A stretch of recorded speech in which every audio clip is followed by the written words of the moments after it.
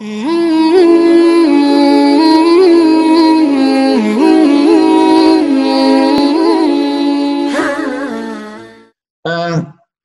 Adam alaihissalam dia iri positif ini, ya. Sebutnya iri yang dimaksud ini, beliau bangga kepada umat Nabi besar Muhammad SAW terkait dengan bagaimana perjalanan manusia melakukan dosa, begitu.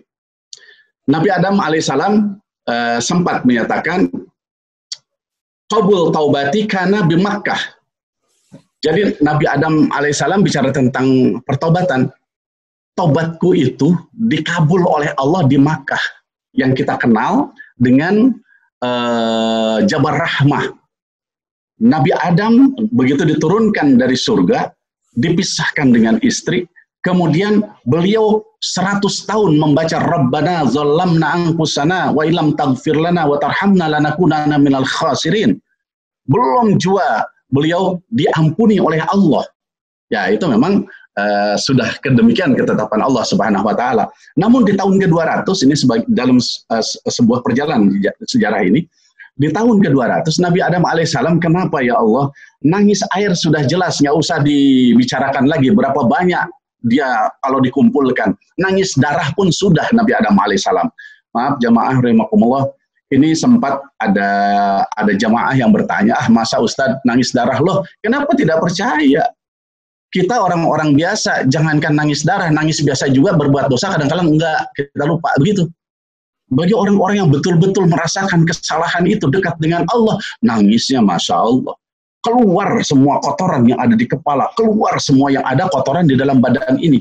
Ya, bergetar dirinya, malu dosa yang pernah dia lakukan selama ini, Allah Rabbi, gitu. Nabi Adam alaihissalam, nangis air sudah jelas, air mata, nangis darah sudah, gitu.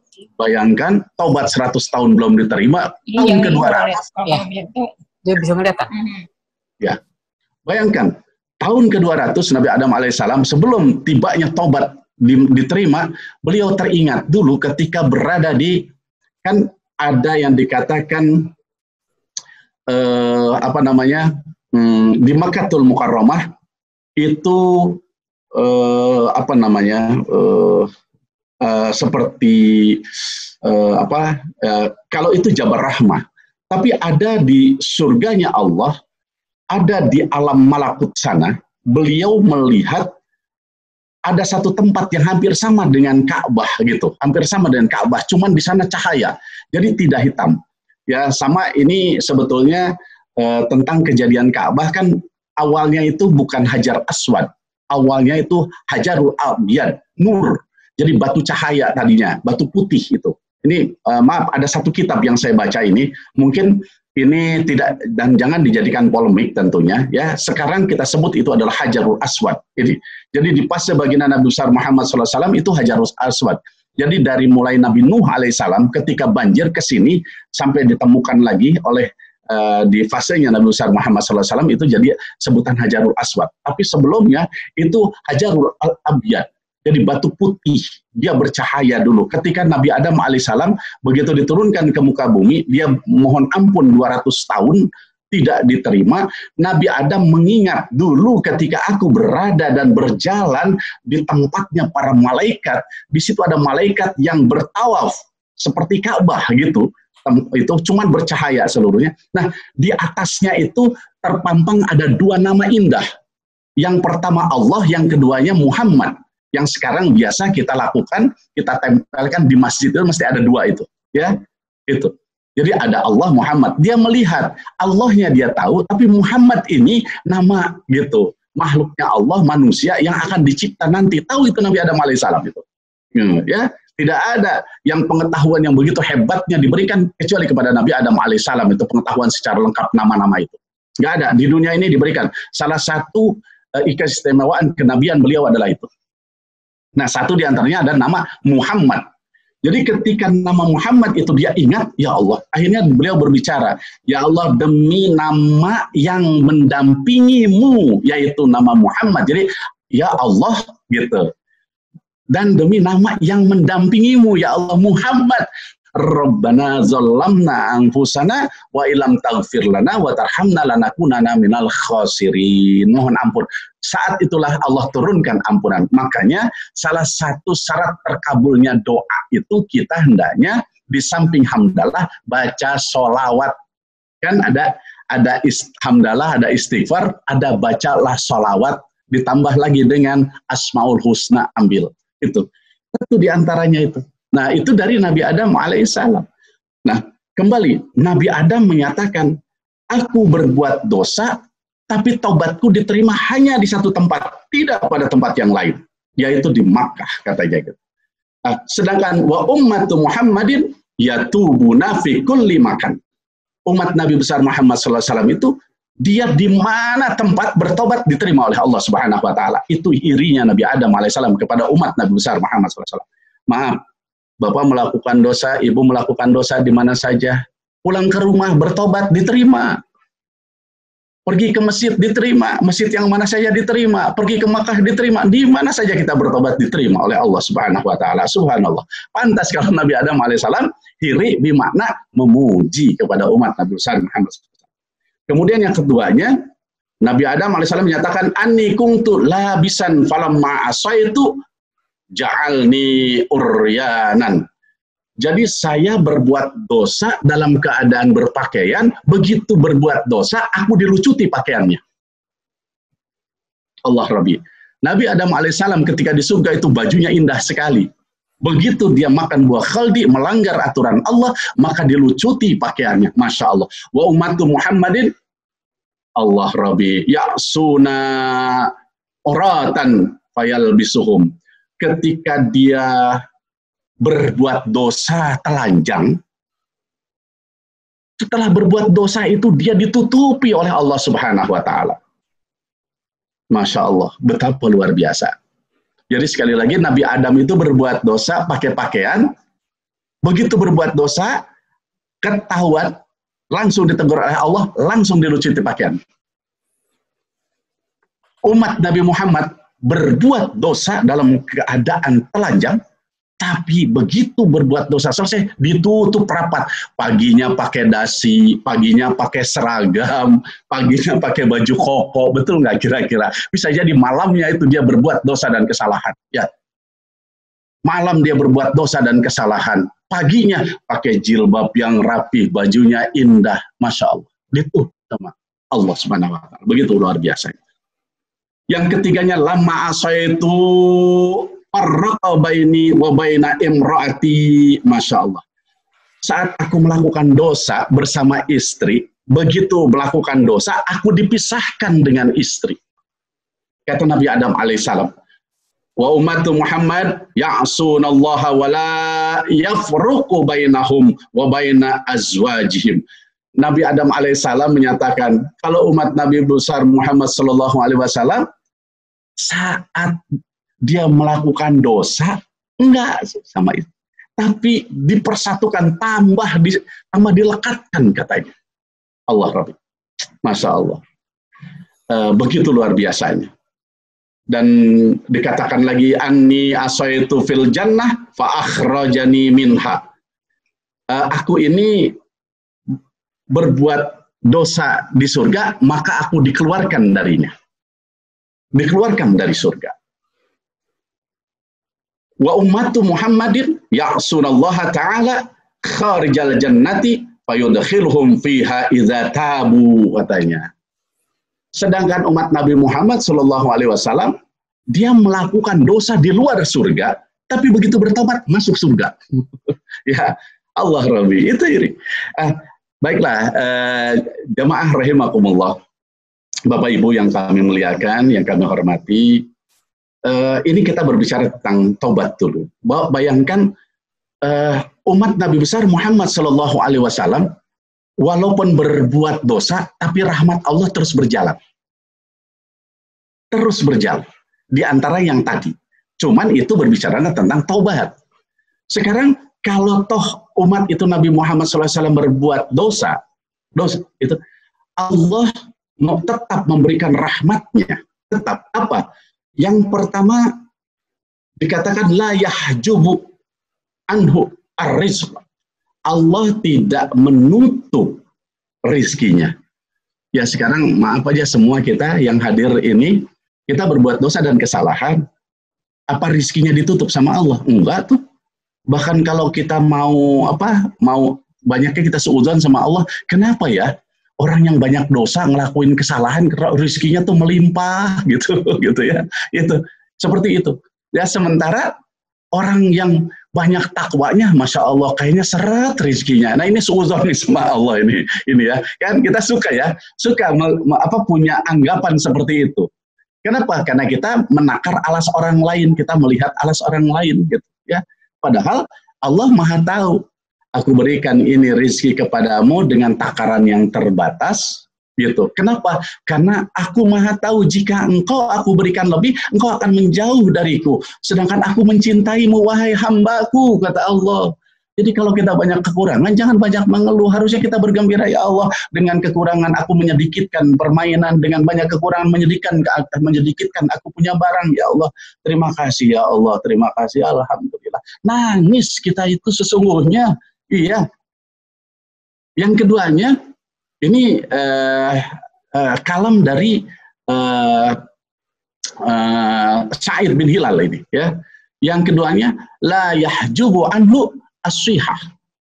Jadi Allah tidak menutup sehatnya. Kadangkala justru kita suka juga suudzon. Kenapa?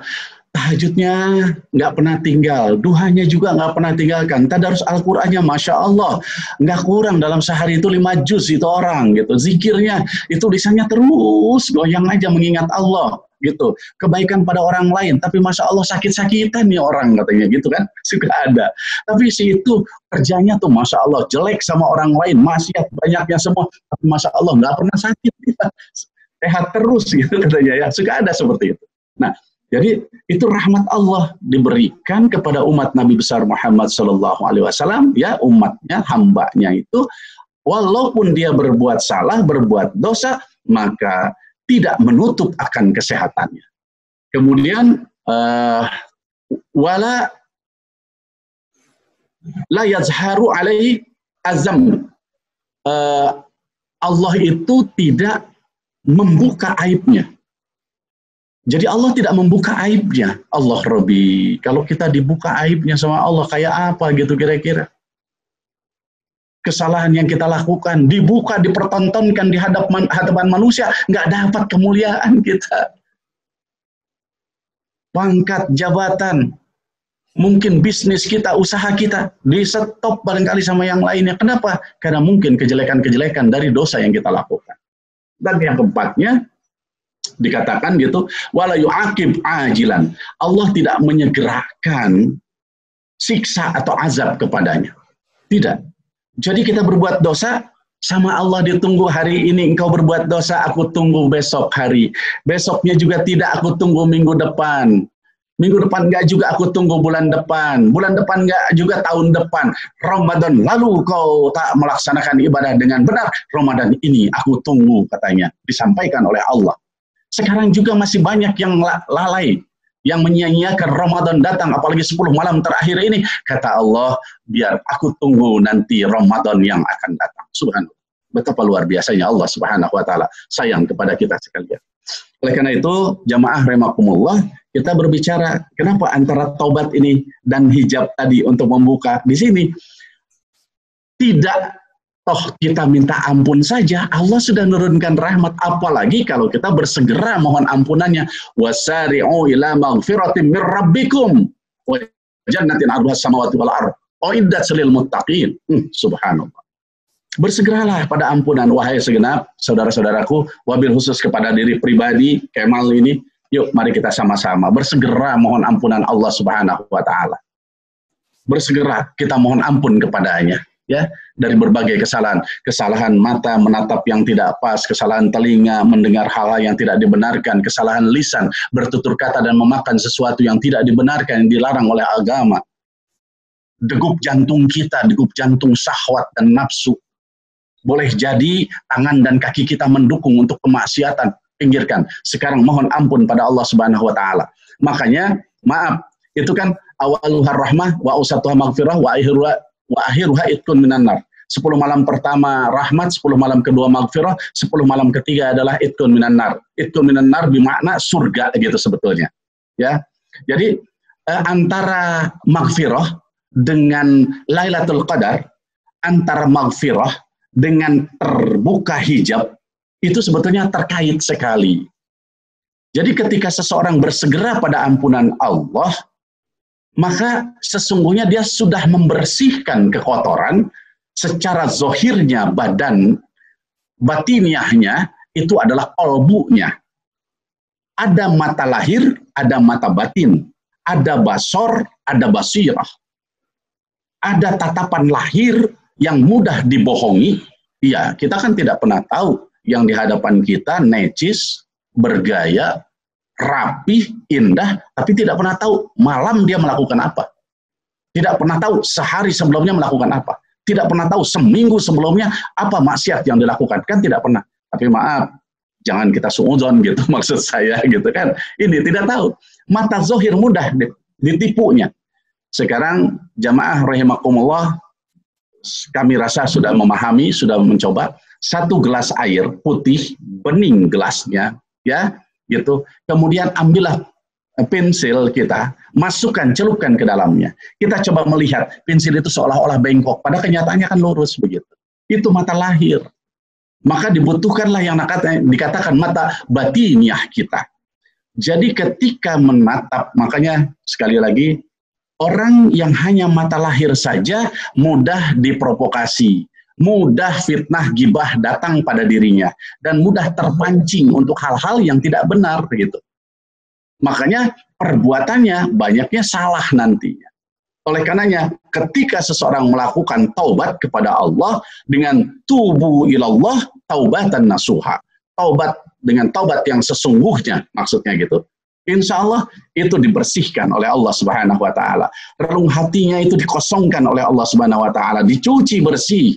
Dia tidak tahu bagaimana pencuciannya, Allah yang Maha tahu. Allah turunkan malaikat rahmat, wahai malaikat rahmat, turun kau ke bawah, masuklah ke dalam relung hatinya, bersihkan semua yang ada. Kenapa? Karena aku akan menempati relung hati orang itu. Aku suka dan cinta kepadanya. Itu subhanallah. Jadi ketika seseorang bertobat itu ibarat, kalau saya coba untuk mengibaratkan, ibarat gelas yang bening gitu, kemudian diisi air putih, itu bening jelas. Jadi bukan sekedar kita bisa melihat dalamnya gelas, tapi di balik gelas itu tembus pandang kita bisa melihat sesuatu. Nah hati begitu, jika hati kita bersih dari pertobatan kita pada Allah Subhanahu wa Ta'ala, bukan kita dapat melihat bagaimana kolbu ini, tapi di balik itu bukan melihat wajah orang, keadaan orang, tapi di balik itu Allah berikan pengetahuan untuk mengetahui sesuatu. Bukan kita melihat ciptaan Allah ini, tapi kita dari situ bisa melihat bagaimana keagungan Allah di situ, gitu. Orang kan terputusnya sampai di mobil, aduh mobilnya mewah, aduh rumahnya megah, aduh uangnya banyak, wah andaikan aku punya, kan sampai di situ itu manusia banyaknya. Tapi kalau sudah hatinya bersih, pertobatan ada, maka yang dilihat bukan kebendaannya lagi, yang dilihat adalah anugerah rahmat Allah, kebesaran Allah, kasih sayang Allah. Itulah yang membuat kita mencucurkan air mata bersyukur pada Allah. Ya Allah, tidak pantas sebenarnya, aku tidak layak sebenarnya aku dikasih seperti ini, ya Allah. Engkau sudah memberikan kesempatan aku bisa berdiri sholat 5 waktu, ya Allah. Bisa tepat waktu berjamaah, aku bisa membuka Al-Quran, ya Allah, mahal ini harganya, tidak mudah ini harganya, ya Allah. Ini yang akan muncul.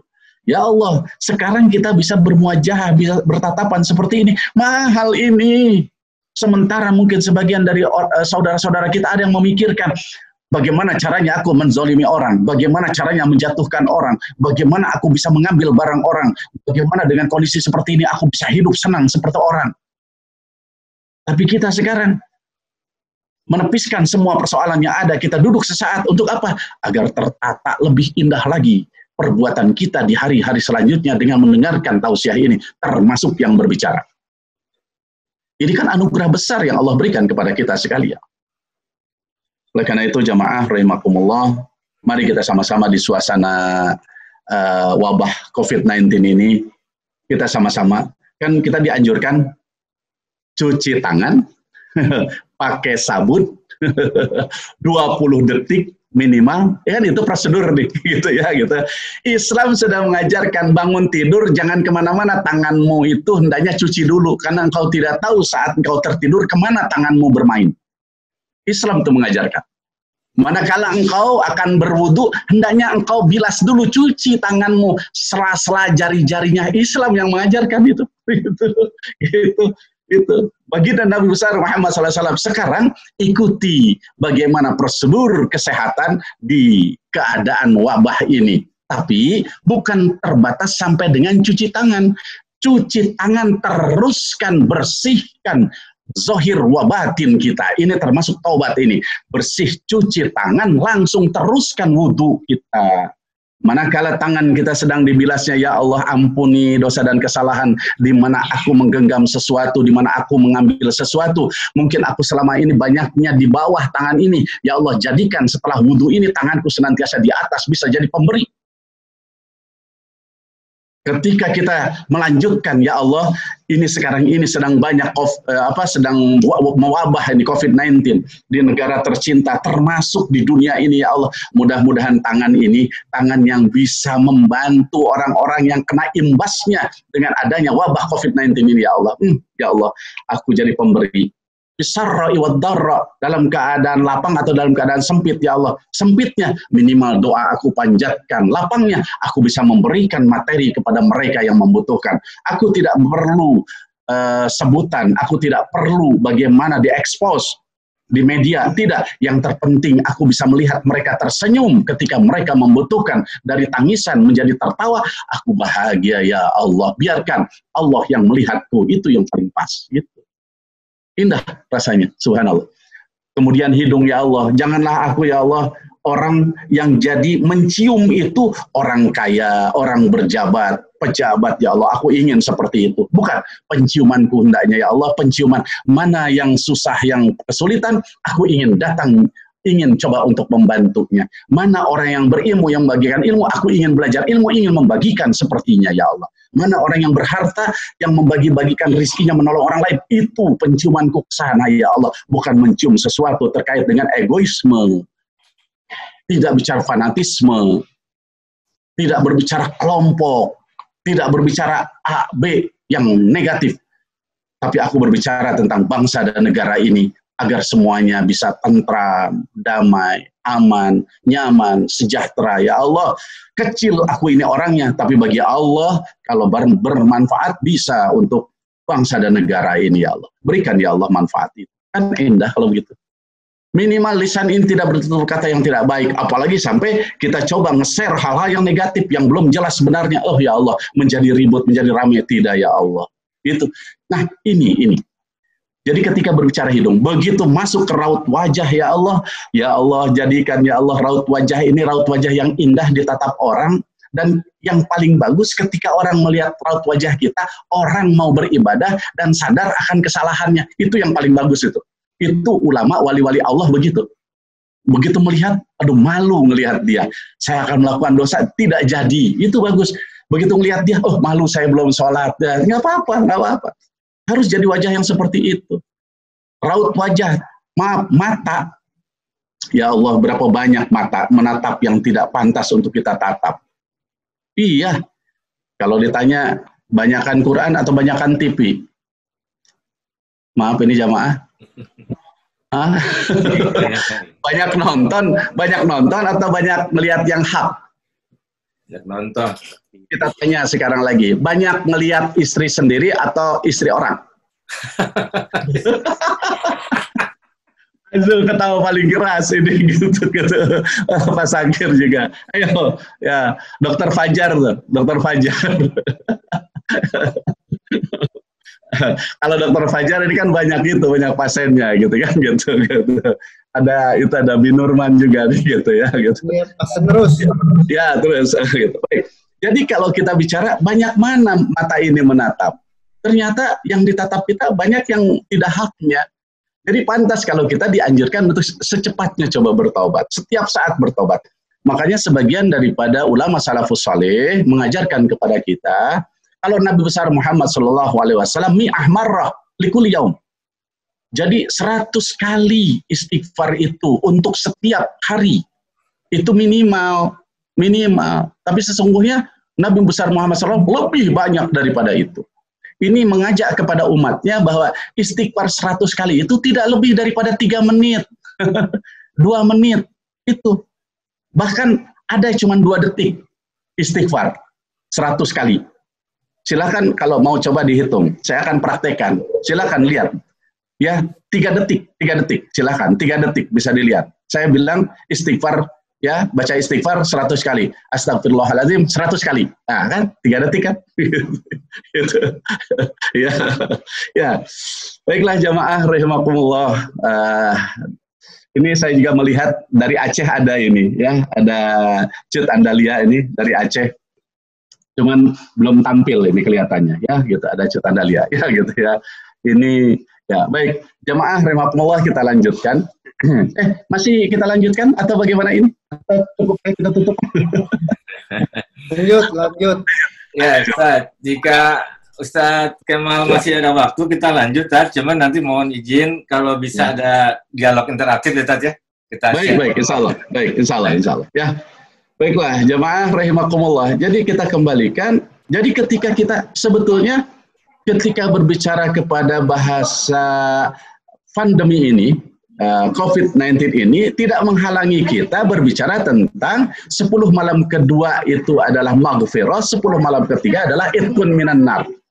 Nah, antara malam-malam taubat dengan itqun minan nar sebetulnya gini, dibalikan kalimatnya.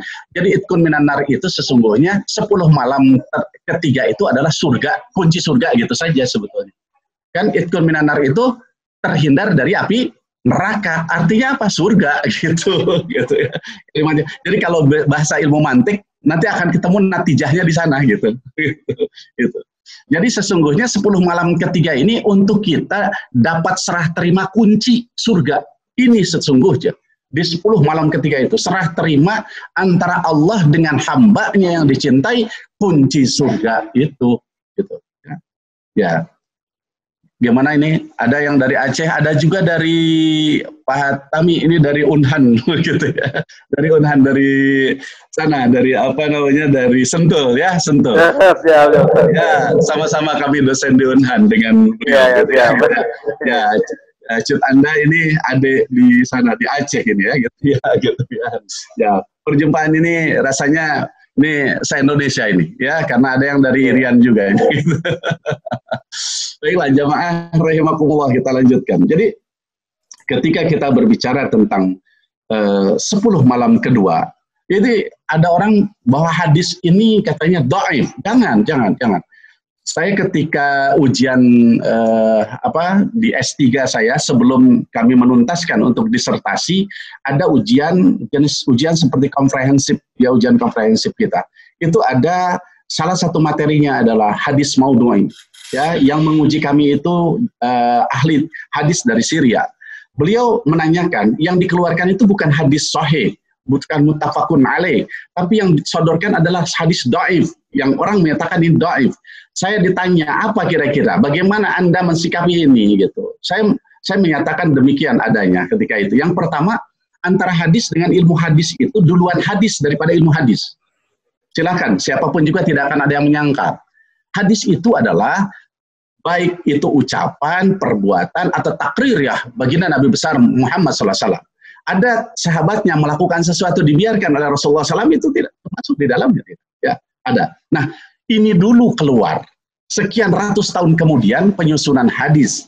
Ya, sekitar 300 tahun kemudian penyusunan hadis. Kemudian dari sana adanya muncul ilmu hadis. Jadi hadis dulu baru ilmu gitu. Ilmu ini dimaksudkan untuk apa? Memperkecil gitu hadis-hadis yang tidak benar. Saya katakan ini. Yang keduanya, boleh jadi hadis kata orang berdasarkan ilmu ini adalah dhaif, tapi di sisi Allah adalah benar adanya. Gitu saya katakan gitu. Ya. Kita tidak boleh menutup itu gitu. Berapa banyak baginda Nabi besar Muhammad SAW punya umat yang mendengarkannya semua. Ya, Ada orang yang bisa dengan sistematis, dengan sesuatu yang terinci, dia bisa menangkapnya. Ada juga orang yang memang dari Badui sana dia tangkap. Ketika ada orang yang bertanya, dia berbicara. Dia berbicara sesungguhnya itu hadisnya gitu. Nah, cuman apa? Cuman berdasarkan ilmu hadis ternyata ada cacatnya begitu. Tapi di sisi Allah benar itu turunnya. Nah, hati-hati ini gitu. Nah, saya katakan bahwa awaluhar rahmah wa awsatuha maghfirah wa akhiruha itqun minan nar, itu benar adanya. Loh, di mana logika berpikirnya? Sekarang begini. Rahmat Allah ada di setiap saat, setiap detik ada, tapi obralnya 10 malam kedua. Obral besarnya. Maghfirah Allah di setiap tempat, setiap saat, di mana saja, detik mana saja, ada maghfirah Allah diberikan kepada mereka yang memohon ampun. Tapi obral besarnya maghfirah Allah 10 malam kedua di bulan Ramadan. Itqun minan nar, gitu. Itu ada di 10 malam terakhir. Tapi itqun minan nar juga ada di bulan-bulan lain. Berapa banyak, mohon maaf, semua yang hadir di sini. Mungkin dulu kita tidak seperti ini. Tapi ada satu titik di mana kita sadar. Satu titik di mana kita menyadari kebesaran Allah. Ada satu waktu di mana kita tersungkur kepada Allah. Sadar bahwa aku sudah punya umur. Tidak jauh, tidak lama lagi aku mesti akan meninggal dunia. Karenanya sekarang aku harus mengubah pola hidupku yang tadinya ngejar dunia menjadi bicara akhirat tanpa meninggalkan dunia.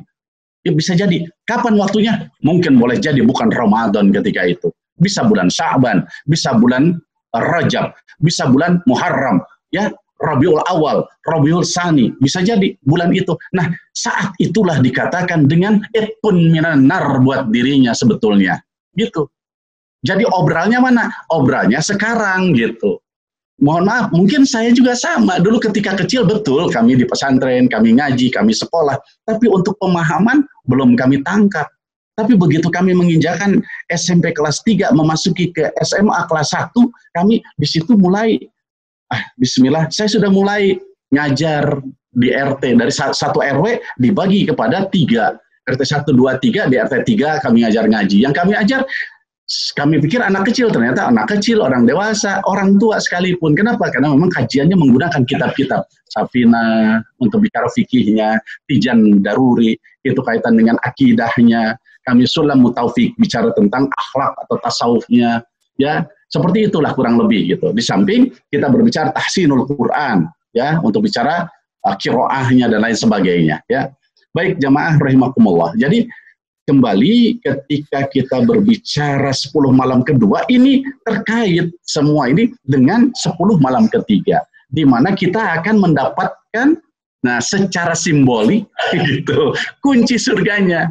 Allah akan berikan. Nah, ada yang ditahan, ditaruh, dia tidak tahu, ada juga yang ditampakkan simboliknya itu. Apa?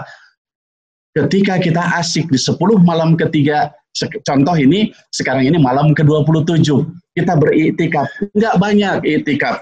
Kalau berbicara kepada fikih, betul, 10 malam terakhir itu kita berada di masjid, kecuali ada hal penting baru keluar, kalau tidak terus di masjid. Itu bagi mereka-mereka yang memang tidak berdinas, yang memang punya waktu. Seperti itu. Bagi seperti kami, seperti Dokter Fajar, seperti yang lain ya, ada cut Anda itu di bank, gitu ya, bank syariah di sana, nggak bisa seperti itu. Ya, ada panggilan tugas di malam hari. Akhirnya apa? Kita melaksanakan, bisa jadi cuma 3 jam, bisa jadi cuma 2 jam, bisa jadi 5 jam, bisa jadi 7 jam. Apa Allah tidak terima? Kata Allah, aku siapkan semua ini. Karena surga itu luas. Surga itu tidak sempit.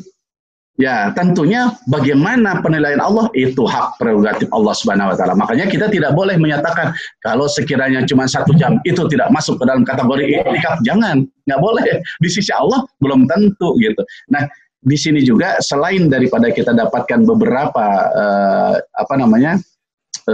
penyegaran dari apa yang kita tahu, kemudian kami coba mengulasnya, kita juga mudah-mudahan bisa bersikap arif bijaksana mensikapi setiap perbedaan gitu, keadaan gitu, yang memang tidak sama antara satu dengan yang lainnya. Baiklah, jamaah rahimakumullah. Nah, kalau seseorang itu sudah mendapatkan ampunan, ya, dia akan bersih. Bak cangkir, gelas yang bening, diisi air putih bersih. Nah, ada ciri-cirinya untuk nanti dia masuk ke 10 malam terakhir, dia dapatkan hijab dibukakan, dia bisa mendapatkan kunci itu. Ada tandanya, menjadi stempel pada dirinya nanti. Ya, cirinya mudah. Yang pertama gitu, dia punya kemampuan melihat secara nyata bahwa yang hak adalah hak, yang batil adalah batil. Dia bisa melihat. Dan dia menjauh dari itu, nggak mau dia dimasukin. Ibarat air yang bening tadi, kita ambil pasir, kita masukkan. Ya satu, mau tanya saya, masukkan satu. Kira-kira kelihatan nggak pasir satu butir di air bening? Mohon maaf ini semua jamaah. Bagaimana kira-kira? Kelihatan tidak? Tidak. Kelihatan. Jadi satu pasir dimasukkan kelihatan. Artinya yang kedua, orang yang mendapatkan ampun dari Allah sensitif terhadap hal dosa sekecil apapun juga. Dia tidak menyatakan, ini dosa kecil. Tidak. Tapi yang dia akan katakan kepada siapa dia melakukan kesalahan itu. Allah. Itu bahasanya. Boleh jadi kata kita kecil, tapi di sisi Allah itu sesuatu yang besar. Bayangkan, sederhana kita sekarang ambil sebuah contoh. Nabi Adam dilarang mendekati pohon. Yang dikatakan pohon khuldi itu. Tapi beliau dekati. Nah, timbang pohon, ngedekati pohon, gitu kan ya.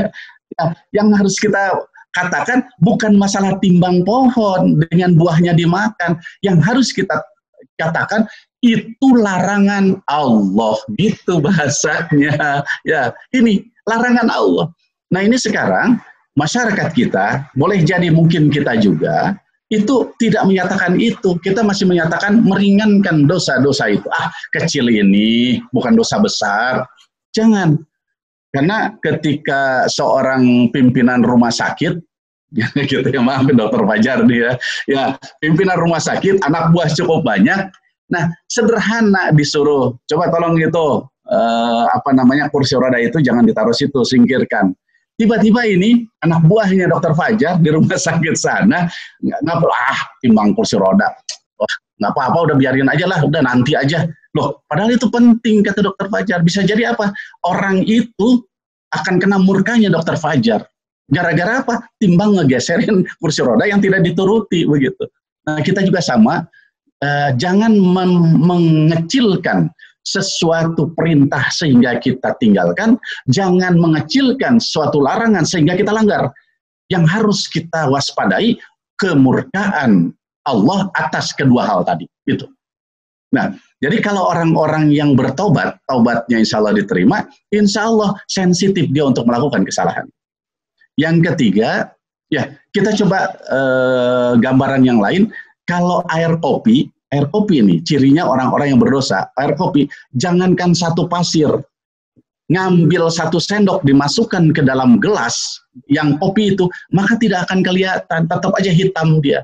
Jadi orang yang banyak berbuat dosa, yang dia tidak mohon ampun, dia akan bertambah dosa dan kesalahannya. Kenapa? Karena apa? Semakin dia tambah, ya nggak ada bedanya, sama saja.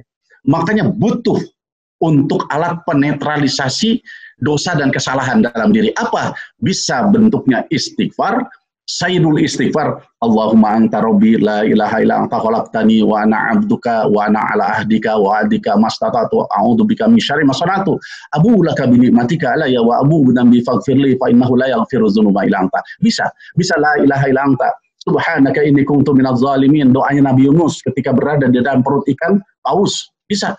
Doa Nabi Adam alaihissalam, Rabbana zallamna anfusana wa illam taghfir lana wa tarhamna lanakunanna minal khasirin. Banyak lagi yang lainnya. Ada juga dengan sholat taubat. Ada orang sholat tasbih, maaf, kita tidak mempermasalahkan tentang khilafiyah di sholat-sholat ini.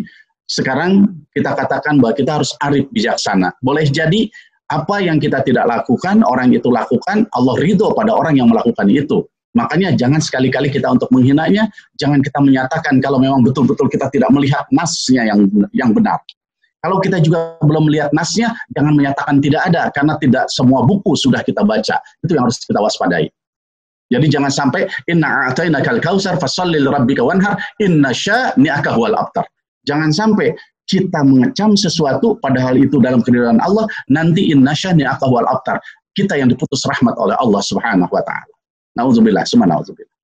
Baik, di menjelang ending kita, ketika seseorang sudah masuk ke dalam kancah taubat, kemudian diterima oleh Allah Subhanahu wa Ta'ala, itu biasanya ada tanda-tanda. Ini tanda-tanda yang enak nih ya, tanda-tanda yang enak. Tanda yang enak itu dia lapang dada, ridho memaafkan orang lain, tidak mengganjal dalam hatinya kekesalan pada orang lain yang melakukan kesalahan. Dan kalau dia melakukan kesalahan, cepat dia datangi, dia tidak pernah gengsi, tidak pernah malu memohon maaf kepada walaupun itu bawahannya. Yang orang lain katanya hina, tidak, aku berbuat salah padanya, aku datang, aku minta maaf kepadanya. Ini ciri yang ada. Ada ciri yang lain. Nah, ciri yang lain ini cenderung orang-orang susah untuk bisa menerima, tapi ada juga yang bisa menerima dengan enak. Apa?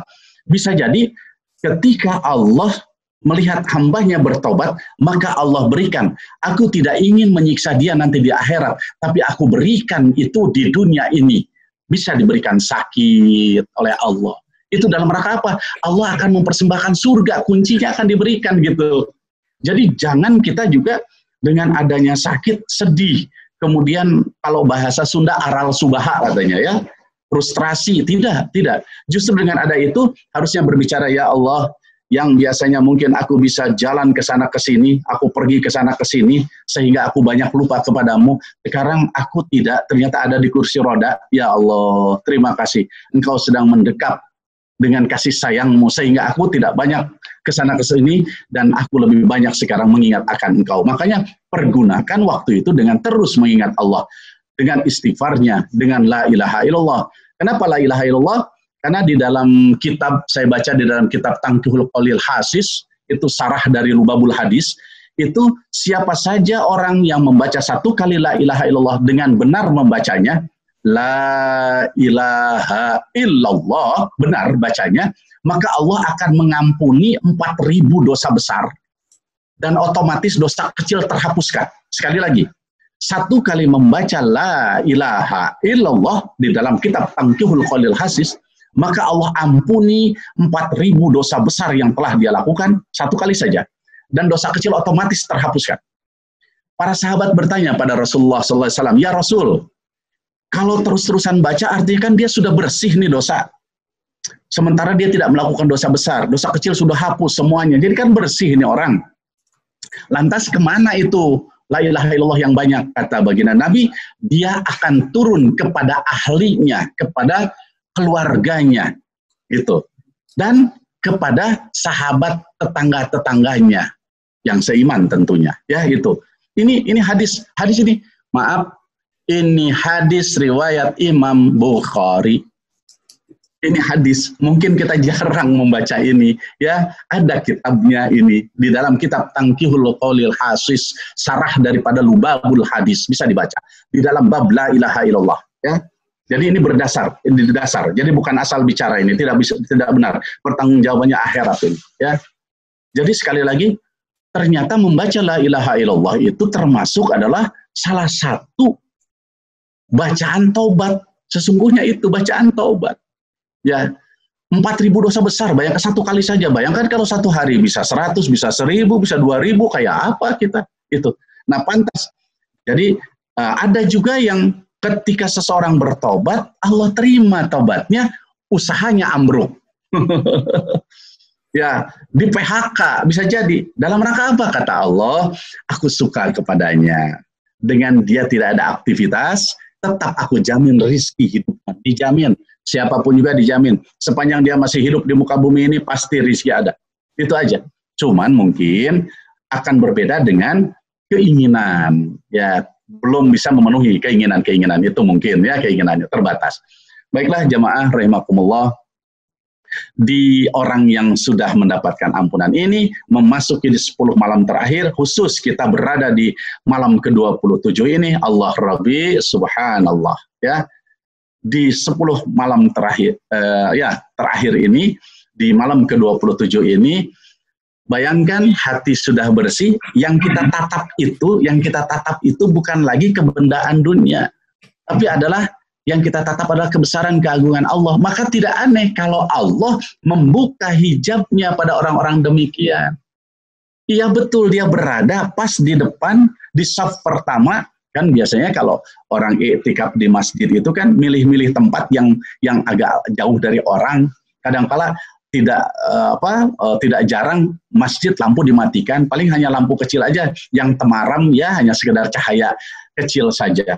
Di kegelapan biasanya orang seneng di sana. Kenapa? Di sana meneteskan air mata, tangisan kita, makna bersyukur, makna menyadari kesalahan, gitu kan. Nah, di situ juga akhirnya Allah membukakan karena hati cenderung dan condongnya pada Allah, kebesaran Allah, maka Allah tunjukkan keagungan kebesarannya, rahasianya, kalau dalam bahasa manusia, auratnya dibuka, diperlihatkan. Tidak aneh ada orang yang disuguhkan dengan suguhan-suguhan indah di malam Lailatul Qadar, yang dia bingung ini makanan. Dia makan, dia rasakan makan itu. Ada yang menemaninya, tapi dia tidak paham loh. Setelahnya nggak ada apa-apa gitu. Ada. Nah, jadi ada beberapa hal. Tapi sekali lagi, ini mistisisme. Ini adalah pengalaman pribadi mistis. Ya, ada ketika itu duduk ada berapa, sekitar 5 orang. Satu di pengimbaran satu, kanan, di belakang ada yang tertidur satu orang lagi dekat pintu. Jadi kurang lebih ada 6 orang. 1 orang tertidur, jadi 5 yang terjaga. Terus, ini antara waktu dari jam 2 mengarah ke jam 3. Jam 2, jam 3. Sekitar jam 3 kurang 5 menit itu terjadi hujannya amat lebat sekali. Keras sekeras-kerasnya. Deras sederas-derasnya. Sampai apa yang di luar itu, air itu seolah-olah dia menjadi embun yang masuk ke seluruh wajah yang ada di dalam masjid. Seluruh yang ada di dalam masjid.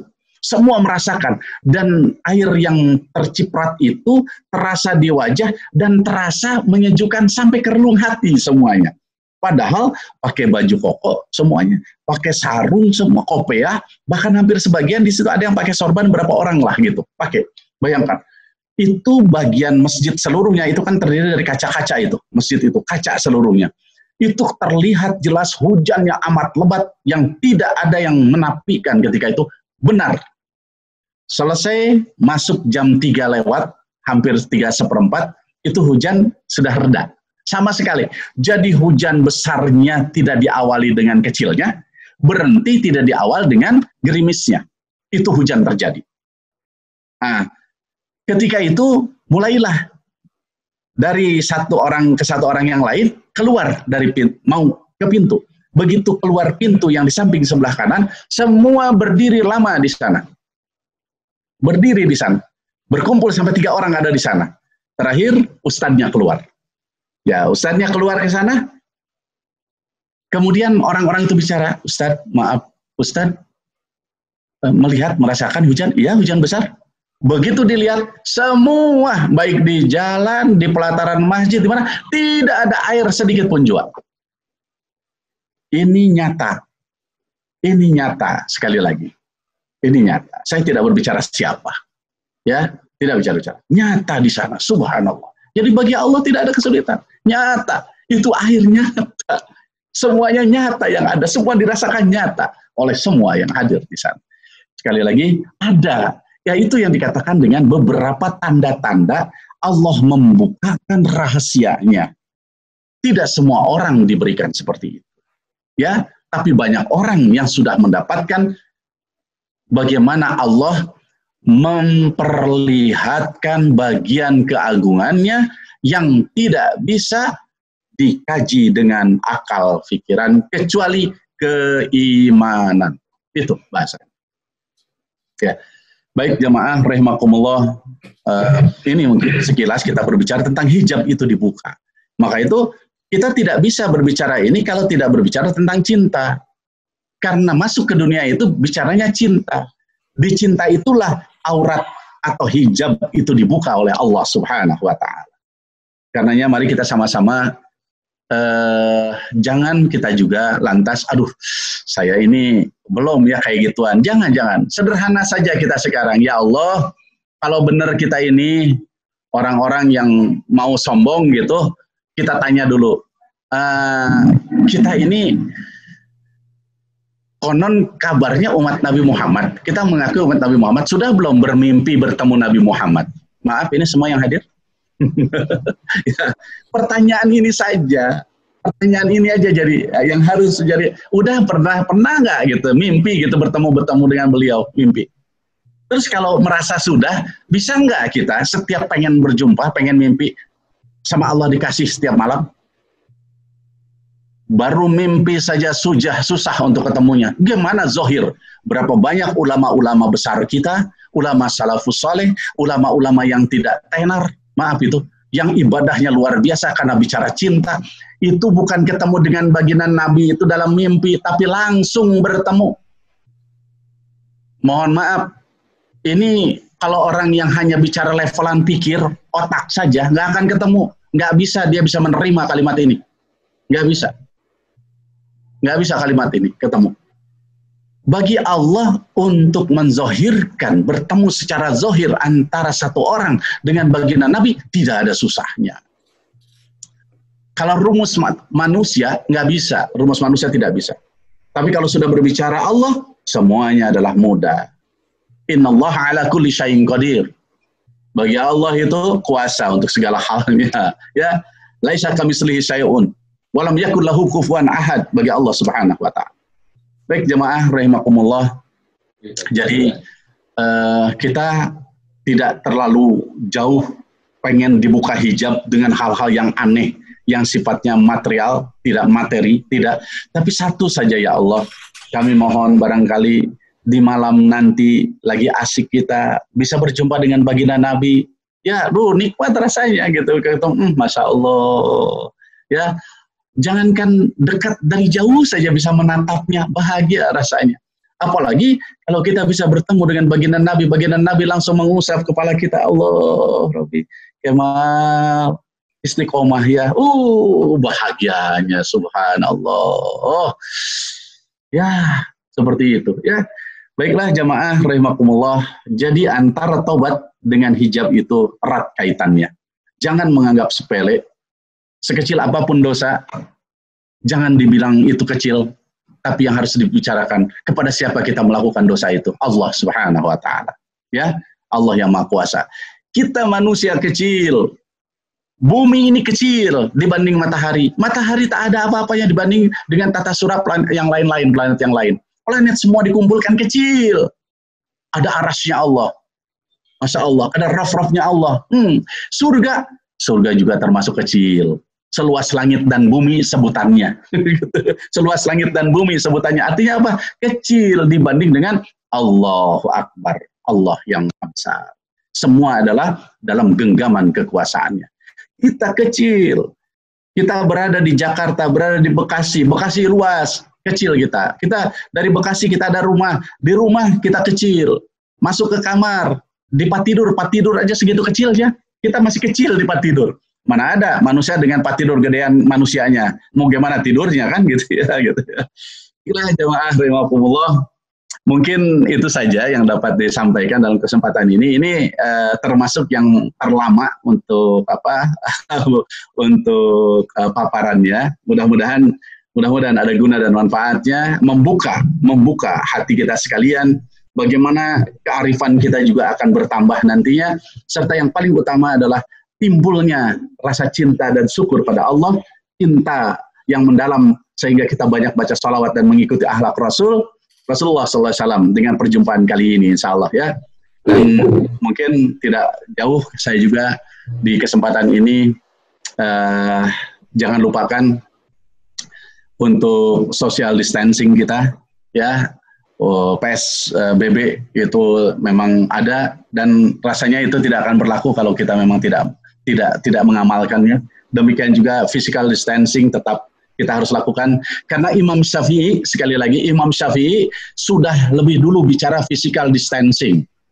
Jadi jangankan dengan orang lain, suami istri saja itu kalau sentuhan kulit batal gitu kan gitu, suami istri sentuhan kulit batal. Jadi sebetulnya Islam sudah mengajarkan physical distancing itu dari dulu itu sebetulnya ya. Nabi besar Muhammad SAW mengajarkan, kita diajarkan.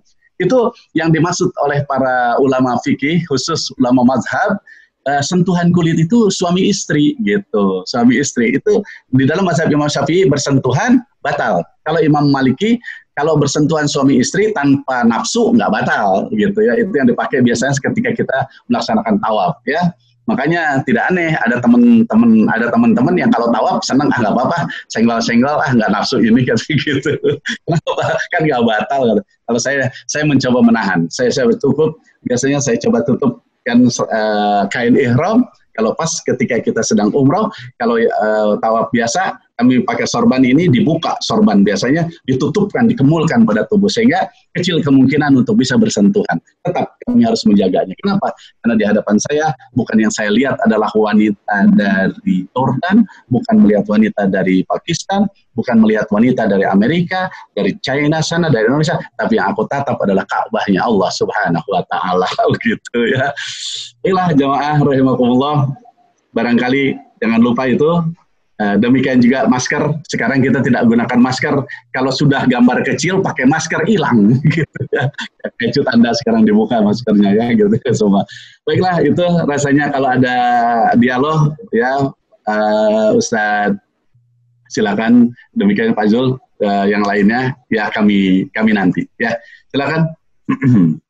Baik, ya Ustadz Syakir, Bapak sekalian, mudah-mudahan ya insya Allah masih ada dialog kita dengan Ustadz Kemal Shah, kurang lebih sekitar 15 menit ya Ustadz ya, karena setelah itu kan nanti kita semua harus menyiapkan untuk berbuka, terutama ibu-ibunya ini, daripada nanti digototin oleh para suami ya gitu. Nah, kalau rasanya ibu-ibu yang di sini yang pada hadir ini, rasanya dia cukup menganggukkan kepala, itu sudah ada makanan kayaknya. Gitu. Alhamdulillah, Masya Allah. Berarti sudah betul-betul siap mengikuti kajian kematian nih. Ya. Baik, saya langsung serahkan ke Ustadz Syakir juga, tapi mungkin ada baiknya Bapak Ibu yang ingin bertanya, dibuka saja videonya biar bisa bertatap langsung atau silaturahim dengan Ustadz Kemal sekalian, jika tidak ada ujur syar'i. Tapi jika ada ujur syar'i, tolong dimatikan saja. Demikian. Tafadhol Ustadz Syakir, kalau ingin dibuka diskusinya. Baik, Mbak Zul, terima kasih.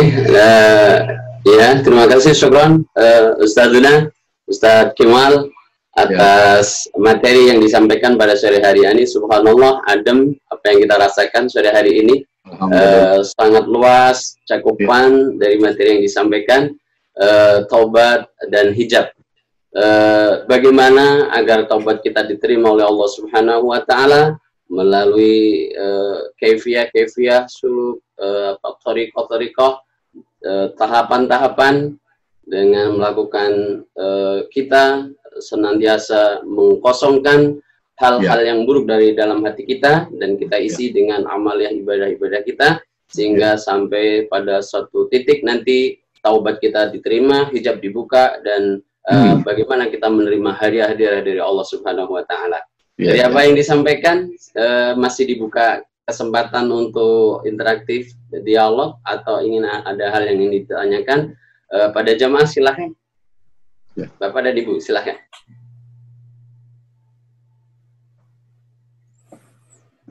Ya, silahkan Pak Musin, Pak Dokter Fajar. Oh, lagi meninggalkan tempat ini. Ya, silahkan yang lain.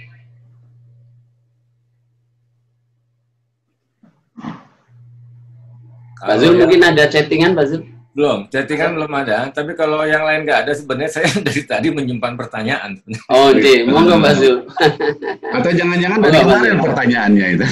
Dibuka dulu, saya harus menahan diri dulu setelah itu pada jemaah gitu. Tapi kalau nggak ada, ya izinkan saya Ustaz bertanya, Ustaz, karena apa yang tadi Ustaz paparkan, ya saya rasa bagi orang-orang yang pernah atau paling tidak pengen tahu atau mencoba mencari hakikat ma'rifatullah gitu ya, pasti dia insya Allah akan bersentuhan dengan hal-hal yang Ustaz sampaikan gitu. Lalu ya tidak semua orang mengalami pengalaman-pengalaman mistis seperti itu, tapi ada juga orang-orang yang mungkin mengalami itu dalam bentuk-bentuk yang lain. Misalkan mau pergi umroh, nggak punya uang gitu kan, tapi harus mengumrohkan ibu. Lalu dengan jalan apa Allah tuh berangkatkan saja tanpa kita tahu. Itu kan hal-hal yang juga sifatnya mistis gitu. Itu keajaiban dari Allah. Nah, sekarang jadi pertanyaan, Ustaz. Ya jelas bahwa memang kita harus mensyukuri apa yang memang Allah kasih ya, itu semua. Tapi itulah namanya manusia. Kadang-kadang satu sisi dalam keadaan kayak sekarang, misalkan Ustaz sampaikan gitu kan semua flashback lagi kan. langsung ingat lagi gitu kan, langsung bersyukur lagi kan. Tapi nanti begitu kita lewat dari itu gitu ya, hilang lagi. Penyakit hati macam ini nih nggak pernah habis-habisnya kan. Naik turun dan segala macam gitu kan. Apalagi di zaman kayak sekarang gitu kan, tidak hanya menimpa orang amah atau awam, mungkin juga seorang ustaz, seorang yang mungkin seperti saya pun yang tidak mengurusi masjid sekalipun pasti akan mengalami hal-hal semacam itu gitu. Nah, Ustaz, mungkin bisa diberikan semacam kayak pencerahan bagaimana supaya misalkan ya doa ya muqallibal qulub itu bisa tetap kita pertahankan yang Ustaz bilang tadi, istiqomah tadi itu tadi. Itu aja sih tadi. Ya. Silakan Pak Ustaz. Begini, kaitan dengan memang betul manusia itu kan keimanan yajid wa yanqus, ya, ada kalanya dia bertambah, ada kalanya dia menurun. Nah, kalau berbicara tentang ini, mari kita sama-sama sikapi dengan ada di dalam kitab Nasohiul Ibad gitu. Jadi agar semua terkait terus gitu. Ya kalau bahasa cintanya bener gitulah ya. Jadi terkait terus. Jadi sekarang saya berbuat baik, nanti berbuat baik, selanjutnya berbuat baik. Maka di sini dikatakan ada 3 hal yang harus menjadikan perhatian kita. Yang pertama, ayyakhtaro kalama habibihi ala kalami ghairihi. Jadi yang pertama itu hendaknya dia lebih menyukai kalimat-kalimat kekasihnya daripada kalimat-kalimat selainnya, Pak. Artinya apa? Baca Quran gitu ya. Tadarus Al-Quran. Maka itu al-jannatu mustaqatun ila arba'atin nafar, talil Quran wa hafidil lisan wa mut'imil ji'an wa saumu Ramadan gitu. Jadi biasakan membaca Al-Quran. Jadi daripada saya buka WA, banyaknya di WA gitu kan, gitu. Banyaknya ya FB gitu kan, ya banyaknya lihat televisi, lebih baik banyakkan baca Quran. Nah ini yang akan membuat kita, mendorong kita, nanti dari awalnya mencoba membaca, lama-lama terbiasa, akhirnya tak mau tertinggalkan. Nah itulah nanti akan menjadikan, nanti akan ada di satu titik di mana bukan kita yang berjalan menuju Allah, tapi Allah yang menyambut kita. Itu yang paling penting. Ya, jadi selama ini kan kita pengen berupaya khusyuk, pengen nikmat, halawatul ibadah, bukan sekedar halawatul iman dan Islam, tapi bagaimana halawatul ibadah, nikmatnya ibadah itu dirasakan asik gitu. Jadi sholat tuh kalau bisa jangan ada salamnya, terus aja asik berdialog dengan Allah, akan ada dirasakan itu. Ya, nah ini jelas, yang pertama adalah dia harus lebih memilih kalimat-kalimat kekasihnya daripada kalimat-kalimat selain daripadanya. Yang keduanya dikatakan juga wa yahtara mujalasata habibihi ala mujalasati ghairihi. Harus lebih memilih majelisnya gitu, duduk bersamanya gitu bahasanya, daripada bersama selainnya. Nah, majelis seperti inilah sebetulnya. Jadi kalau selesai pengajian, kadang-kala 2 hari, 3 hari itu kita berlalu lupa lagi ya. Padatkan kegiatan yang begini, begitu maksudnya, Pak ya. Gitu. Padatkan. Biasanya seorang hamba itu 3 hari itu, 3 hari. Kemantap kekuatan 3 hari. 3 hari. Setelah 3 hari biasanya gitu, buyar. Kenapa? Karena selama 3 hari itu setan terus ngeganggu, ngegoda supaya apa? Lupa gitu. Jadi kekuatan nempel itu sebetulnya di 3 hari. Ya makanya 3 hari jangan sampai, kalau bisa mah terus saja tiap hari ada nasihat yang masuk, baca Quran, amal-amalan menuju kita terikat dalam rahmatnya Allah. Kemudian yang ketiganya itu adalah wa yakhtaro ridho habibihi ala ridho ghairihi. Jadi hendaknya kita lebih memilih keridhoannya daripada keridhoan selainnya. Biarin deh ya Allah, aku mungkin orang tidak begitu ini kepadaku. Yang penting mah engkau cinta kepada aku, engkau ridho kepada aku. Itu. Jadi seperti inilah yang akan membangun diri seseorang itu untuk senantiasa berada di sana. Kan selama ini kita hanya mendapat pengajian, setelah mendapatkan pengajian hanya bicara kepada amal zohir biasanya, ya bicaranya sholat. Tapi ketika berbicara tentang hati, ketika berbicara tujuan itu kadang-kadang jarang kita sentuh. Nah di sini disentuh ridhonya, apa tujuan kita mendapatkan ridhonya gitu. Ya Allah. Jadi begitu kita ngaji seperti ini, aku mencari keridhaan-Mu ya Rabb, aku mencari keridhaan-Mu ya Rabb. Begitu sholat juga sama, lillahi ta'ala, karena Allah, untuk Allah, mencari ridho Allah. Begitu mau masak, ibu-ibu ini karena Allah masaknya, ya untuk Allah ini masak. Apa? Karena di situ ada apa untuk Allahnya? Saya harus taat patuh pada suami bagi mereka yang masih ada suaminya. Ya Allah, aku harus masak ini karena ada anakku, barangkali suaminya sudah tidak ada, misalkan gitu. Aku masak ini untuk ibu bapakku karena memang wabil walidaini ihsana, birrul walidain gitu. Itu Pak. Jadi ini barangkali yang pas kalau berbicara tentang bagaimana supaya kita bisa terus stabil ya di dalam melaksanakan amal-amal yang baik yang tadi Bapak bilang, termasuk bahasa ini tidak berbicara ada wabah dan tidak ada wabah gitu. Nah, kemudian ada tambahan barangkali yang perlu jadi catatan.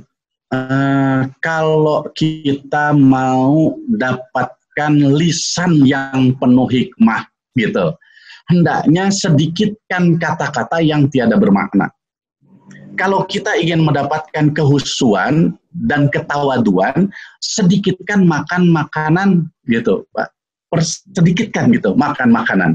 Nah, umumnya di bulan Ramadan ini kan kita ngumpulin makanan yang kira-kira di siang hari yang kita bayangkan enak gitu ya.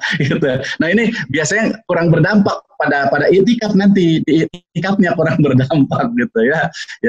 Baik, itu aja dulu Pak gitu barangkali ya. Ya kembali ya syukran Pak Zul atas pertanyaan, dan alhamdulillah terima kasih Pak Ustadz sudah dijelaskan bagaimana agar hati kita senantiasa terjaga istiqomah di dalam pertaubatan atau dalam amaliyah yang diridhoi oleh Allah, dalam ibadah yang terus-menerus continue, tidak lupa lagi, tidak berhenti lagi, tetapi berbuat baik, beramal, beribadah, dan terus beribadah. Itu hampir sama dengan bagaimana agar kita bisa mencapai kepada tingkat khub dan sampai tingkat kepada hijab kita dibuka oleh Allah sehingga sampai kepada tingkat ma'rifatullah ya Pak Ustaz. Iya. Bagian dari kefiyah atau riyadhah-riyadhahnya ya Pak Ustaz. Iya. Nah ini mungkin saya coba tambahkan karena dari tadi kan bicara ma'rifah. Jadi kan kata-kata ma'rifah ini kan orang tahu kata tapi nggak ngenalin gitu kan, lebih mendalam gitu. Tahu kata ma'rifah udah pada kenal, tapi kan secara mendalam kan tidak gitu kan. Ma'rifah itu kan pada intinya mengenal, ma'rifah itu kenal dia gitu ya. Ma'rifah ini ada ma'rifatul asma, ada ma'rifatul zat. Kita bicara ma'rifatul asma, ma'rifatul sifat, ma'rifatul af'al, ma'rifatul zat. Ada 4 ya, 4.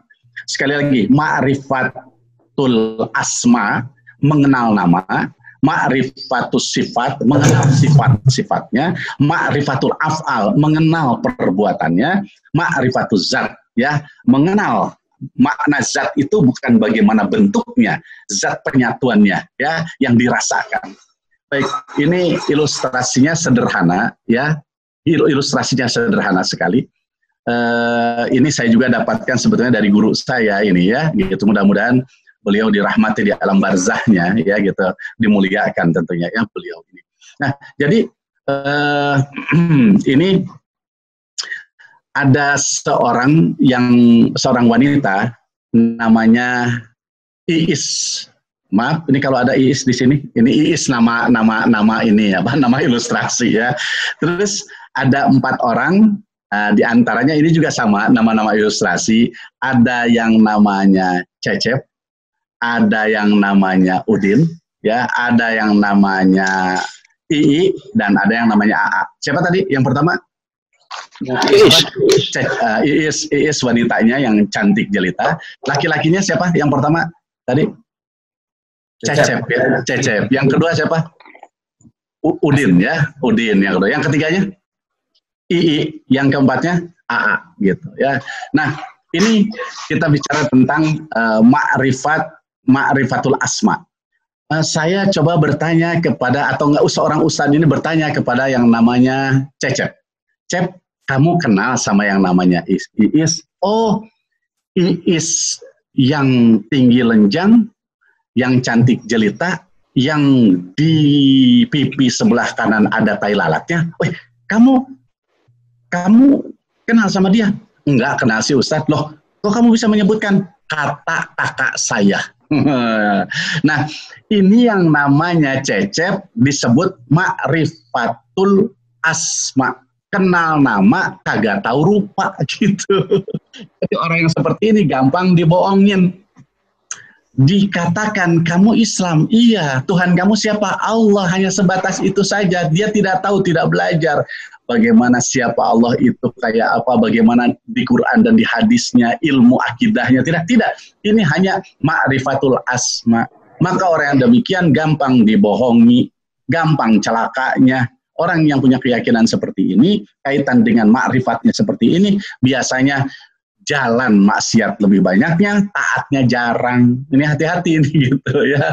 Yang kedua siapa namanya tadi?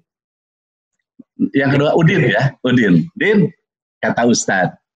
Udin tahu sama yang namanya Neneng. Oh, Neneng yang tinggi lenjang, putih kulitnya, ada tai lalat di sebelah kanannya. Iya, kamu kenal? Enggak sih Ustadz, kenal sih. Tapi saya pernah jumpa 2 kali, Masya Allah, dia lembut, orangnya cantik, manis, ada idola lah.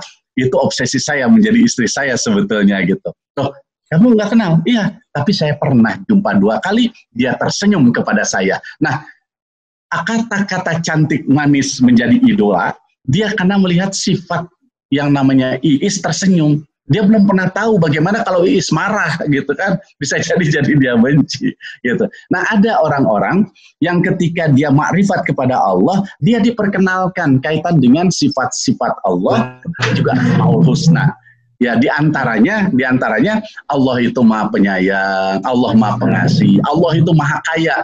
Sehingga orang ini beribadah kepada Allah itu, saya sholat duha. Kalau sholat duha 4 rakaat, pasti Allah akan curahkan rezeki, tak akan pernah dikurangi. Nah, sholat duha pasti jabatan akan naik bagus. Sholat duha pasti yang namanya usaha akan maju. Nah, jadi dia sebatas itu. Ketika dia sudah mengerjakan, ternyata belum tak kunjung juga. Itu kadang-kadang suka pasang surut ya. Ada kalanya dia ibadah bagus, ada kalanya dia kurang dalam istiqomahnya. Ini di ma'rifatul sifat gitu biasanya. Dan yang ketiga, namanya siapa yang ketiga? Cecep. Nah, tadi namanya II ya, yang ketiga. Kenal sama yang namanya Iis? Ya, dijawab oleh dia. Oh, Iis tinggi lenjang, yang kulitnya putih, ada tai lalat ya? Masya Allah Ustadz, subhanallah. Itu kopinya mantap sekali Ustadz. Saya pernah ke Aceh, nggak pernah merasakan nikmatnya kopi buatan daripada Iis itu. Kedua, saya merasakan betapa Iis itu kalau sudah semur jengkolnya, Masya Allah, luar biasa enak. Nah, yang dikatakan II ini dia ma'rifatul af'al. Dia sudah merasakan bagaimana perbuatan Iis. Jadi begitu tahu Iis, disebut aja nama Iis, dia di bibirnya sudah merasakan bagaimana dulu dia rasakan kopinya yang enak. Bagaimana makan jengkol yang enak buatan Iis itu. Nah, ini namanya ma'rifatul af'al. Siapa orang yang sudah sampai di sini, maka ketika dia berdiri, bercermin, dia melihat, ya Allah, ini perbuatanmu telah memberikan raut wajah yang indah. Ini perbuatanmu yang telah memberikan aku sebagai pegawai negeri, sebagai tentara, sebagai pengusaha, dan lain sebagainya. Jadi tidak ada kesombongan pada dirinya. Jadi ketika dia di luar di sana dicaci, dimaki orang, ya Allah, ini hakikatnya engkau af'almu ya Allah, untuk menguji bagaimana diriku ini, kualitasku ya Allah, sehingga dia tidak akan berbuat buruk terhadap orang lain. Kenapa? Karena sadar apa yang terjadi di muka bumi ini tidak lepas daripada af'alnya Allah. Artinya perbuatan Allah, nggak ada. Dia tidak pernah keraguan sedikit pun jua. Ya, terjadi sesuatu hilang dalam kehidupannya, ya hilang sepeda, dia nggak akan marah, dia ya Allah, dia cari, pasti dia akan cari. Kenapa? Karena itu bagian daripada kewajiban ketika Allah berikan amanah. Ketika sudah dicari, dia tidak sumpah serampah ketika kehilangan, tidak. Keikhlasan yang ada ketika muncul kejadian kehilangan, innalillahi wa inna ilaihi raji'un, yang dia katakan. Tapi sambil ikhtiar untuk mencari yang nggak ada, ya sudah, bukan rezeki kita, biarkan. Semoga bahkan dia maafkan kepada mereka yang mengambilnya, ya Allah, jadikan lantaran barangku yang diambil olehnya, menjadikan lantaran dia menjadi orang yang bertaubat kepadamu. Betapa hebatnya ketika orang mudah mendapatkan ma'rifatul af'al itu. Ya, jadi ketika mendapatkan sakit, dia sadari, ya Allah, ini dekapan kasih sayang Allah.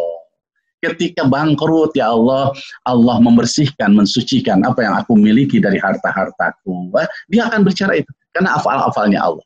Terakhir siapa namanya? AA ya, AA. Kenal sama yang namanya Iis.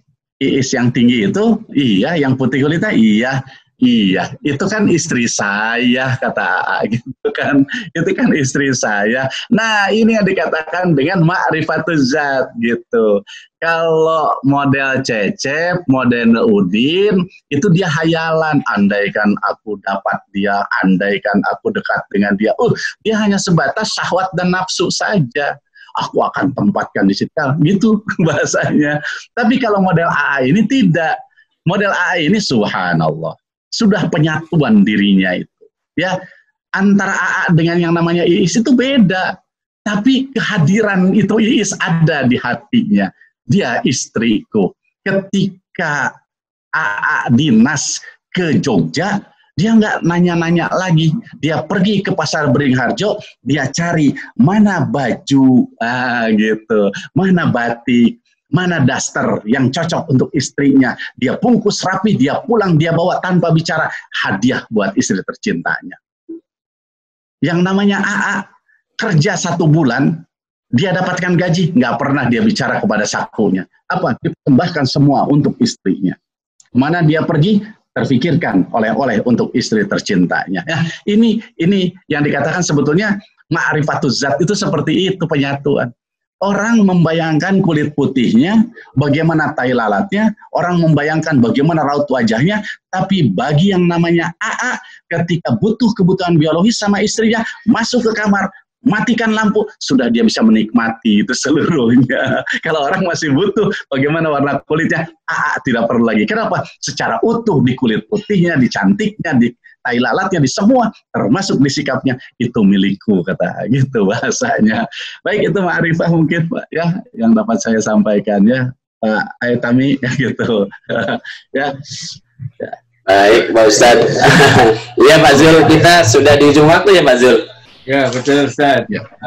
Rasanya ini sudah jam 17.19 nih, Masya Allah. Jadi heran kasih kepada Ustadz Kemal, beliau memberikan waktunya yang luar biasa buat kita ini. Tapi tentu saja saya sebagai Ketua DKM Al-Hidayah berharap mudah-mudahan Ustaz ini kalau pertemuan kita ini bukan pertemuan pertama terakhir nih Ustaz. Makanya di Reda ini kita memang harus ketemu langsung di Masjid Al-Hidayah Ustaz. Jadi insya Allah kepada kami memberikan pendalaman hal-hal yang tadi Ustaz, luar biasa yang disampaikan. Insya Allah. Sebagai penutup dari saya sebagai host, tadi sebelum ditutup oleh Ustadz Syakir adalah saya ingin mengucapkan pertama jazakallahu khairan katsira kepada Ustadz Kamal yang melakukan semua, dan juga kepada para jamaah sekalian yang setia terus menghadiri kajian-kajian Zoom di Masjid Al-Hidayah. Insya Allah besok kita masih akan ada kajian lagi jam 15.30 sampai 16.30 dengan Dr. Yakub Amin. Kemudian insya Allah hari Kamis jam 9 pagi sampai dengan 10 pagi akan ada Profesor Dr. Nasaruddin Umar dalam kajian tasawuf. Silakan Bapak Ibu sekalian mengklik atau mengcopy paste link yang saya berikan di dalam chat tadi itu. Itu saja mungkin yang ingin saya sampaikan. Dan juga bagi warga di Masjid Al-Hidayah yang belum membayar zakat, masih ada waktu, jangan lupa, boleh ya saya ingatkan gitu, bisa melalui layanan antar zakat melalui telepon, atau bisa juga langsung ke Masjid Al-Hidayah langsung. Itu saja yang saya sampaikan. Sekali lagi kepada Al-Mukarram, Al-Ustadz Dr. Kemasa, jazakallah khairan katsiran Ustadz. Masya Allah, luar biasa. Buat saya pribadi juga luar biasa ilmunya. Saya kembalikan ke Ustadz Syakir untuk menutup acara ini. Tafadhol Ustadz. Baik Pak Zul, terima kasih atas maklumatnya dari Ketua DKM Al-Hidayah. yang terkait dengan kajian-kajian yang akan berlangsung di beberapa 3 hari ke depan ini. Sekali lagi syukran kathiran Sayyidina Al-Mukarram atas apa yang disampaikan. Semoga ilmu yang disampaikan bagi kita menjadi ilmu yang berkah, ilmu yang bermanfaat, ilmu yang semakin mengajak kita untuk terus mendekat kepada Allah, taqarrub, bertaubat, sehingga Allah buka hijab-hijab kita, sehingga apa yang tadi disampaikan oleh Pak Ustadz, alamat-alamat terbukanya hijab kita bisa sama-sama merasakan. Amin ya rabbal alamin. Jamaah semuanya terima kasih atas partisipasinya, kehadirannya. Ya, gimana Pak Zul? Ya, ini mungkin juga baru teringat, mungkin nanti kita tutup dengan doa dari Ustadz Kemal. Ini kan juga menjelang berbuka, insya Allah kan waktu-waktu yang doa itu dikabulkan gitu ya. Itu saja. Nanti ditutup dengan doa dari Ustadz Kemal saja. Monggo Pak Ustadz, silahkan Pak Ustadz.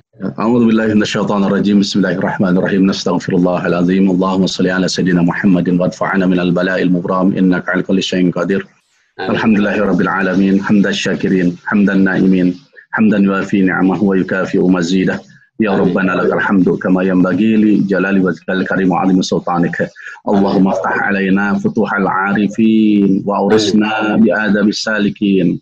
وجمعنا مع الأنبياء والمرسلين ولا تجعلنا أكل الدنيا بالدين واجعل قولنا وعملنا ونيتنا مرضية ورحمة ومغفرة ظاهرا وباطنا قلبا ولسانا بجاه سيد المرسلين صلى الله عليه وسلم. اللهم اجعل اجتماعنا اجتماعا مرحوما وتفرقنا تفرقا معصوما.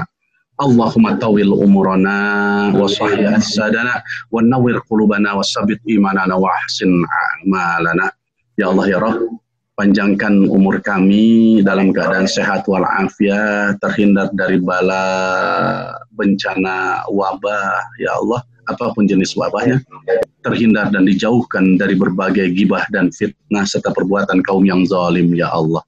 Amin. Ya Allah, istiqomahkan kami di dalam taat dan takwa. Wabil khusus ya Allah, di 10 malam terakhir ini kami bisa merasakan nikmatnya ibadah kepadamu. Engkau sambut ya Allah dengan rahmatmu, kasih sayangmu, cintamu ya Allah ya Rabb. Jadikanlah kami orang-orang yang husnul khatimah, rumah tangga kami seluruhnya mawaddah warahmah lagi sakinah ya Allah. Seluruh keluarga kami yang dalam keadaan sehat, sehatkan terus ya Allah lahir dan batinnya ya Allah. Demikian juga keluarga kami dalam keadaan sakit, termasuk diri kami ya Allah yang kami tidak ketahui akan penyakit yang ada pada tubuh ataupun jiwa kami. Angkat, cabut, ganti dengan sehat walafiah ya Allah. Ya Allah ya Allah, jadikanlah perjumpaan ini perjumpaan rahmat yang kau persatukan kami fid dunya wal akhirah. Rabbana atina fid dunya hasanah wa fil akhirati hasanah wa qina adzabannar. Jadikanlah semua keturunan kami saleh dan salihah ya Allah.